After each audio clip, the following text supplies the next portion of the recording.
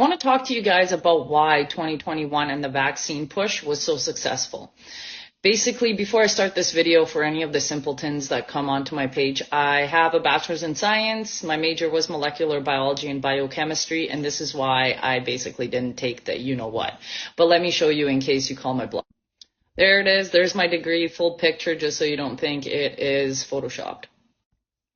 If we look at the 2021 Vax push and how they organized it, they now have data on you and what you're willing to give up in order to get you-know-what.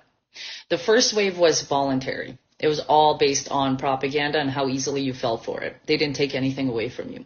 Second wave, they took away your entertainment, including restaurants, concerts, and travel. Third wave was they offered you $100 or hamburgers and fries for your autonomy. And then finally, they went after people who didn't want any of that, and they wanted to see if you're willing to lose your job or keep your bodily autonomy.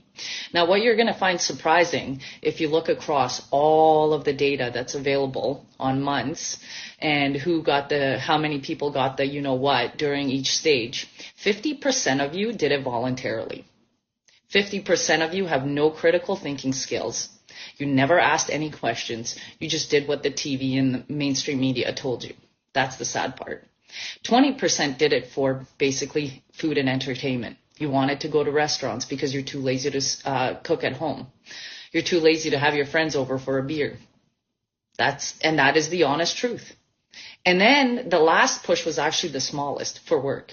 This excludes the medical field, where the provisions are still and the mandates are still on there. Now, ask yourself this: why should the government care if you have no moral standards and you're not aiming to achieve to be the best person that you can be on this planet? Why should they care? And you want to know why 2020 was so successful? Because all they told you to be a hero was to stay home and be lazy. And you finally got your hero status, right? Doesn't take much. And then what was the second step to being a hero? Getting an experimental something.